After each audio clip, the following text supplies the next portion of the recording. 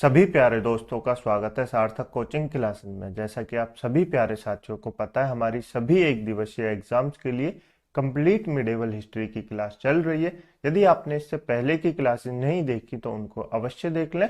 उसकी लिंक मैंने आपको नीचे डिस्क्रिप्शन में दे दी है, प्लेलिस्ट बनी हुई है। आप क्रम वाइज तरीके से सारी क्लासेसों को ले सकते हैं और अपने नोट्स बना सकते हैं। टेलीग्राम ग्रुप को अवश्य ज्वाइन कर लें दोस्तों, क्योंकि ये वाली क्लास की पीडीएफ और आने वाली सभी क्लासेसों की पीडीएफ भी आपको उसी टेलीग्राम ग्रुप पर मिलेगी। तो इसलिए आप टेलीग्राम ग्रुप को अवश्य ज्वाइन कर लें, ठीक है। आज का जो हमारा मिडेवल हिस्ट्री में टॉपिक है, चैप्टर है, वो है मराठा साम्राज्य।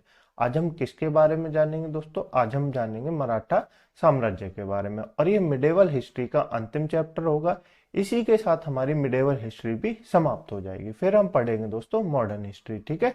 तो चलिए बिना देर के हुए हमारी आज की क्लास स्टार्ट करते हैं। लेकिन उससे पहले जो प्यारे दोस्त नए हैं वो चैनल को सब्सक्राइब कर लेंगे, वीडियो को लाइक कर देंगे, दोस्तों में शेयर कर देंगे, ठीक है दोस्तों। चलिए अपनी क्लास स्टार्ट करते हैं। देखिए दोस्तों, हम पढ़ेंगे मराठा साम्राज्य के उत्कर्ष के बारे में, यानी मराठाओं का उत्कर्ष कैसे हुआ, कैसे कैसे प्रभावशाली बने, उनके बारे में जानेंगे। ये हमारा अध्याय नंबर 12 यानी चैप्टर नंबर 12 है, ठीक है। याद रखेंगे, ये जो आपको इमेज दिख रही है किसकी इमेज है दोस्तों? ये छत्रपति शिवाजी महाराज की इमेज है, ठीक है। इसको याद रखेंगे। मराठा साम्राज्य के संस्थापक कौन है? छत्रपति शिवाजी महाराज है। कौन है? शिवाजी महाराज है, ठीक है। ये पूछा जाता है मराठा साम्राज्य के संस्थापक कौन है? शिवाजी महाराज है, याद रखेंगे बिल्कुल। इनका जन्म कब हुआ? 6 अप्रैल 1627 ईस्वी में हुआ। कहां पर हुआ? सिवनेर में हुआ। कहां हुआ? सिवनेर में हुआ। काफी इंपोर्टेंट है, एग्जाम में पूछा जाता है। छत्रपति शिवाजी महाराज का जन्म कब हुआ? तो आप कहेंगे 6 अप्रैल 1627 में हुआ। कहां पर हुआ? सिवनेर में हुआ, ठीक है। इनके पिता का नाम क्या था? शाहजी भोसले था। क्या था? शाहजी भोसले था। माता जी का नाम क्या था? जीजाबाई था। क्या था? जीजाबाई। और पत्नी का नाम क्या था? साईबाई निम्बालकर। क्या था दोस्तों? साईबाई निम्बालकर। ये इनकी पत्नी का नाम था। एग्जाम में पूछे जाते हैं शाहजी के पिताजी का नाम क्या था, शिवाजी के पिताजी का नाम क्या था, तो आप कहेंगे शाहजी भोसले था। इनकी माताजी का नाम क्या था? जीजाबाई था। इनकी पत्नी का नाम क्या था? साईबाई निम्बालकर था, ठीक है। तो याद रखेंगे। और इनका जन्म कब हुआ? 6 अप्रैल 1627 ईस्वी में शिवनेर में इनका जन्म हुआ, ठीक है। काफी इंपोर्टेंट है। नेक्स्ट जान लेते हैं इनके गुरु कौन थे। तो इनके गुरु थे दादा कोंडदेव। कौन थे? दादा कोंडदेव। एग्जाम में पूछा जाता है, याद रखेंगे। शिवाजी के गुरु कौन थे? दादा कोंडदेव थे। लेकिन इन पे प्रभाव किसका था? गुरु तो इनके दादा कोंडदेव थे, लेकिन इन पे प्रभाव किसका था? तो इन पे प्रभाव था गुरु रामदास का। किसका था? गुरु रामदास का शिवाजी पे प्रभाव था, याद रखेंगे बिल्कुल। इनका राज्याभिषेक कब हुआ दोस्तों? तो इनका राज्य अभिषेक रायगढ़ में हुआ। ये भी पूछा जाता है। इनका राज्याभिषेक कहां पर हुआ? रायगढ़ में हुआ। कब हुआ? 1674 में। कब हुआ? 1674 में। कहां पर हुआ? श्री गंगा भट्ट द्वारा। किसने कराया? श्री गंगा भट्ट के द्वारा दोस्तों रायगढ़ में 1674 में इनका राज्याभिषेक कराया गया, ठीक है। याद रखेंगे, बिल्कुल याद रखेंगे। अभी मैं थोड़ा सा आपको रिवाइज करा देता हूं। मराठा साम्राज्य के वो कौन है संस्थापक? तो आप कहेंगे शिवाजी महाराज है।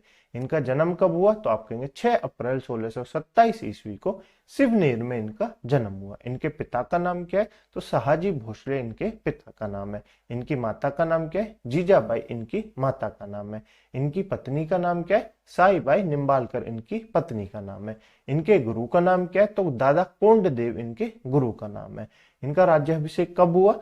तो रायगढ़ में 1674 में श्री गंगा भट्ट द्वारा इनका राज्याभिषेक कराया गया। याद रखेंगे, बिल्कुल याद रखेंगे। नेक्स्ट जान लेते हैं इनके जो प्रमुख अभियान थे उनके बारे में जान लेते हैं। इन्होंने सबसे पहला जो अभियान किया वो था तोरण का अभियान। कौन सा? तोरण का अभियान। कब हुआ? 1644 में।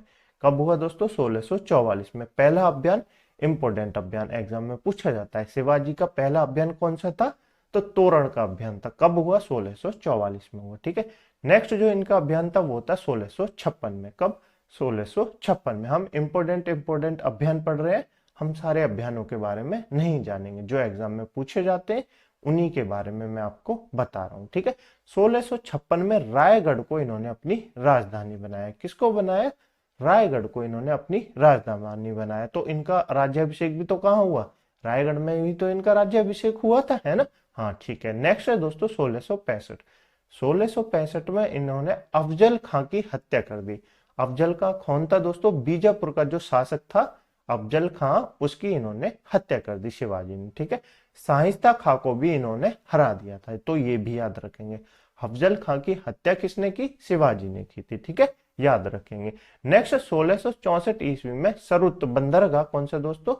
सरुत बंदरगाह इन्होंने लूट लिया था और इसको दोबारा इन्होंने 1670 में लूटा, ठीक है, याद रखेंगे बिल्कुल। इतने इनके जो प्रमुख अभियान है उनके बारे में आपको याद रखना है। पहला अभियान कब किया दोस्तों? 1644 में। कौन सा था? तोरण का अभियान, ठीक है। नेक्स्ट जो काफी इंपॉर्टेंट है वो है पुरंदर की संधि। कौन सी है? पुरंदर की संधि। मैंने आपको जब मुगल साम्राज्य पढ़ाया था पिछली क्लास में, तब भी मैंने आपको बताया था कि पुरंदर की संधि किस किस के बीच हुई। तो आमेर के राजा जयसिंह, कौन? आमेर के राजा जयसिंह और शिवाजी के बीच हुई थी दोस्तों पुरंदर की संधि, याद रखेंगे, बिल्कुल याद रखेंगे। कब हुई? 1665 में, एग्जाम में पूछी जाती है। पुरंदर की संधि कब हुई? 1665 में हुई, ठीक है। इनके बारे में कुछ अन्य तथ्यों के बारे में जान लेते हैं दोस्तों।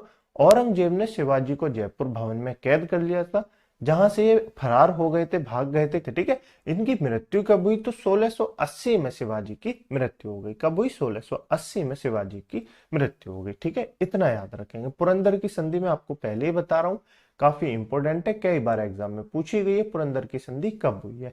तो 1665 ईस्वी में पुरंदर की संधि हुई है, ठीक है, याद रखेंगे। शिवाजी का प्रशासन कैसा था? काफी इंपोर्टेंट है, प्रशासन से भी एग्जाम में क्वेश्चन पूछे जाते हैं। तो शिवाजी के प्रधान में अष्ट प्रधान रहते थे। कौन रहते थे? अष्ट प्रधान, ना कि अष्ट दिग्गज। मैं आपको पहले बता दूं, अष्ट दिग्गज किसके दरबार में रहते थे? कृष्णदेव राय के दरबार में रहते थे अष्ट दिग्गज, ठीक है, जो कि विजयनगर साम्राज्य के राजा थे। लेकिन अष्ट प्रधान किसके दरबार में रहते थे? शिवाजी के दरबार में रहते थे, ठीक है। शिवाजी का मंत्रिमंडल था जो कि अष्ट प्रधान के नाम से जाना जाता था। इसमें राजा की मर्जी चलती थी और अनुवांशिक नहीं था। अनुवांशिक मतलब जैसे किसी पुत्र का मंत्री जो है, किसी पिता का मंत्री है, तो उसका पुत्र जो है वो मंत्री नहीं होगा, यानी कि अनुवांशिक नहीं होगा, ठीक है। तो ये था शिवाजी के अष्टप्रधान के बारे में, ठीक है।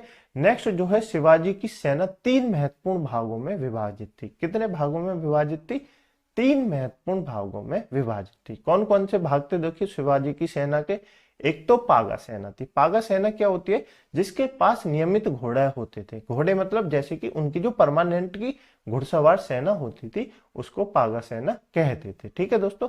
सिलहदार किसको कहते थे? सिलहदार ऐसी सेना होती थी, मतलब घुड़सवार तो होते थे, लेकिन ऐसी होती थी, वो जो है वो नियमित नहीं होती थी, अस्थायी सेना होती थी। अस्थायी घुड़सवार सैनिक होते थे, जिसको सिलहदार कहते थे, ठीक है। एक थे पैदल यात्री, पैदल सैनिक भी इनकी सेना में थे। तो 3 प्रकार की शिवाजी की सेना विभक्त थी, 3 भागों में, ठीक है, याद रखेंगे बिल्कुल। आगे चलिए नेक्स्ट है दोस्तों, शिवाजी की कर व्यवस्था मलिक अंबर की कर व्यवस्था पर आधारित थी। तो किस पर आधारित थी? मलिक अंबर की जो कर व्यवस्था थी उस पर आधारित थी, ठीक है। रस्सी द्वारा माप के स्थान पे, मतलब रस्सी से नापते थे पहले जमीन को, लेकिन इन्होंने रस्सी के द्वारा ना माप के किसका प्रयोग किया? काठी एवं मानक घड़ी का प्रयोग आरंभ किया। किसका किया? काठी एवं मानक घड़ी का आरंभ प्रयोग किया, ठीक है, याद रखेंगे।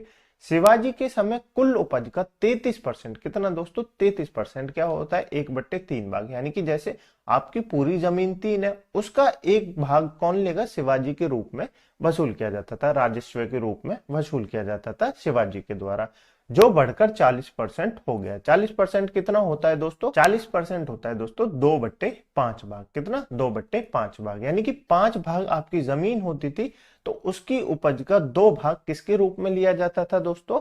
राजस्व के रूप में वसूला जाता था, याद रखेंगे बिल्कुल। चौथ एवं सरदेशमुखी कर शिवाजी के द्वारा लगाए गए थे। तो ये काफी पूछा जाता है, शिवाजी ने कौन से कर लगाए? तो चौथ एवं सरदेशमुखी कर किसके द्वारा लगाए गए थे? शिवाजी के द्वारा लगाए गए थे, याद रखेंगे बिल्कुल।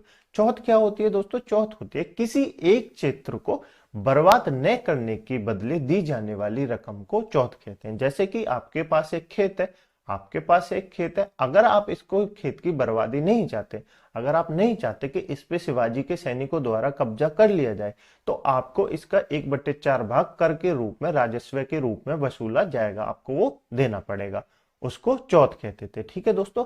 सरदेशमुखी क्या होता है दोस्तों? सरदेशमुखी होता है इसके हक का दावा करके शिवाजी स्वयं को सर्वश्रेष्ठ देशमुख प्रस्तुत करना चाहते थे। सर मतलब सबसे बड़ा जो देशमुख होता है वो प्रस्तुत करना चाहते थे, ठीक है, ज्यादा याद नहीं रखना। अष्टप्रधानों के बारे में जान लेते हैं, काफी इंपॉर्टेंट है। अष्टप्रधान से क्वेश्चन एग्जाम में पूछे जाते हैं, ठीक है। पेशवा कौन होते थे? पेशवा जो है वो प्रधानमंत्री होते थे, यानी कि राजा के बाद जिसका स्थान होता था वो था पेशवा, ठीक है, प्रधानमंत्री। प्रधानमंत्री का कार्य क्या था? राज्य का प्रशासन एवं अर्थव्यवस्था की देखरेख कौन करता था? तो पेशवा यानी कि प्रधानमंत्री इसकी देखरेख करता था, ठीक है। सरी ए नौबत है, ये कौन होते थे दोस्तों? सरी ए नौबत ये एक सेनापति होता था। कौन होता था? सेनापति होता था, जो सैन्य का प्रधान होता था, ठीक है दोस्तों, जो सेना का प्रधान होता था, याद रखेंगे। अमात्य क्या होते थे दोस्तों? अमात्य राजस्व मंत्री होता था। क्या होता था दोस्तों? अमात्य जो है वो राजस्व मंत्री होता था, जिसका कार्य क्या था? आय व व्यय का लेखा जोखा जो रखता था, उसका नाम था अमात्य। क्या था? अमात्य, ठीक है। नेक्स्ट जो है वो है वाकानियस। कौन दोस्तों? वाकानिवेशी। ये कौन है दोस्तों? ये जो है वो सूचना या गुप्तचर, क्या दोस्तों? सूचना या गुप्तचर एवं संदिग्ध गृह के जो विभागों का अध्यक्ष होता था, ठीक है, याद रखेंगे। चिटनीस कौन था दोस्तों? चिटनीस कौन था? चिटनीस था राज्य के पत्रों का पढ़कर उसकी भाषा शैली को देखने वाला को क्या कहते थे? चिटनीस कहते थे। क्या कहते थे? चिटनीस कहते थे। याद रखेंगे? बिल्कुल याद रखेंगे। नेक्स्ट है दोस्तों सम्मुत। सम्मुत कौन होते थे? ये विदेश मंत्री होता था। कौन होता था? विदेश मंत्री होता था। पंडित राव। पंडित राव क्या काम कर रहे थे? पंडित राव यानी कि धार्मिक कार्यों के लिए तिथि का निर्धारण करते थे पंडित राव, ठीक है। और नेक्स्ट लास्ट में जो 8वां नंबर के अष्टप्रधान होते थे वो थे न्यायाधीश। न्यायाधीश जैसे कि आपको पता है न्याय विभाग का जो प्रधान होता है उसको न्यायाधीश कहते हैं। तो ये शिवाजी के अष्टप्रधान रहते थे, ठीक है। क्लियर आपको अष्टप्रधान? बिल्कुल क्लियर। इनसे क्वेश्चन पूछे जाते हैं एग्जाम में, तो आप नोट कर लेंगे। पेशवा कौन होते थे? प्रधानमंत्री होते थे, ठीक है। तो याद रखेंगे, इन 8 के बारे में आप पढ़ लेंगे एक बार। अब जान लेते हैं दोस्तों शिवाजी के उत्तराधिकारी के बारे में। शिवाजी के उत्तराधिकारी कौन कौन थे उनके बारे में, ठीक है। शिवाजी के बाद दोस्तों संभाजी कौन थे? संभाजी इनके उत्तराधिकारी बने। तो इनके सलाहकार जो थे वो थे कवि कलश, और ये कहाँ के थे? उज्जैन के थे, ठीक है, याद रखेंगे। उसके बाद राजा राम। राजा राम हुए मराठा साम्राज्य के राजा। उनका क्या था? छत्रपति की इन्होंने उपाधि धारण की, जैसे शिवाजी महाराज की थी छत्रपति शिवाजी महाराज, तो उन्हीं की उपाधि किन्होंने? राजा राम ने धारण की थी, ठीक है। इन्होंने अपनी राजधानी सतारा को बनाया। किसको बनाया? सतारा को बनाया, ठीक है। उसके बाद जो हुए शिवाजी द्वितीय हुए। कौन हुए? शिवाजी द्वितीय हुए, जिन्होंने इनको दोस्तों ताराबाई का संरक्षण प्राप्त था। क्या था दोस्तों? ताराबाई का संरक्षण प्राप्त था। मैंने आपको बताया था जब मुगल पढ़ाए थे कि शिवाजी महाराज के जब औरंगजेब के पास गए, उन्होंने के बीच पुरंदर की संधि हुई, तो उन्होंने साहू जी महाराज को औरंगजेब के दरबार में भेजा था। तो औरंगजेब ने साहू जी महाराज को कैद कर लिया था। तो उसके बाद उसको छुड़ाया कितने? बहादुर शाह जफर ने उसको छोड़ दिया, मतलब माफ कर दिया। तो शाहजू जी वहां से छूट गए। तो ये तो बनने तो शाहजू थे महाराज, बनना तो किसको था? शाहजू के महाराज था। लेकिन शिवाजी द्वितीय जो थे वो महाराज थे। तो ताराबाई के और शाहजू के बीच एक युद्ध हुआ। शाहजू और ताराबाई के बीच एक युद्ध हुआ 1707 ईस्वी में। शाहू व ताराबाई के मध्य खेड़ा का युद्ध हुआ। ये एग्जाम में पूछा जाता है। शाहू व ताराबाई के मध्य कौन सा युद्ध हुआ? खेड़ा का युद्ध हुआ। कब हुआ? 1707 में हुआ, ठीक है। साहू की इसमें जीत हुई व पेशवा पद का आरंभ कवि कलश उज्जैन हुआ। यानी कि साहू की इसमें जीत हो गई, लेकिन पेशवा के आरंभ हो गया। इसमें पेशवा का जो अधिकारी था वो आरंभ हो गया, वो अनुवांशिक हो गया। यानी कि पेशवा के जैसे किसी के पिता पेशवा है तो उसका पुत्र भी पेशवा ही बनेगा। तो ये आरंभ हो गया, ठीक है। तो इतना था शिवाजी महाराज के बारे में, यानी मराठाओं के साम्राज्य के बारे में सिर्फ इतना ही था। मुझे उम्मीद है आपको क्लास अच्छी लगी होगी। यदि आपको क्लास अच्छी लगी है तो वीडियो को लाइक कर दें, दोस्तों में शेयर कर दें, चैनल को सब्सक्राइब जरूर कर लें। इस क्लास की पीडीएफ डाउनलोड करने के आप हमारे टेलीग्राम ग्रुप को ज्वाइन कर सकते हैं, जिसकी लिंक मैंने आपको नीचे डिस्क्रिप्शन में दे दी है, ठीक है दोस्तों। क्लास आपको कैसी लगी कमेंट बॉक्स में अपने ओपिनियन अवश्य बताएं, ठीक है। इसी के साथ दोस्तों हमारी मिडेवल हिस्ट्री समाप्त होती है। अब हम मिलेंगे दोस्तों एक नई क्लास में मॉडर्न हिस्ट्री के में। मुझे उम्मीद है आपको सारी मिडेवल हिस्ट्री समझ में आ गई होगी। चलिए दोस्तों मिलते हैं अगली क्लास में एक नए चैप्टर के साथ। तब तक के लिए अपना ध्यान रखिएगा। जय हिंद, जय भारत।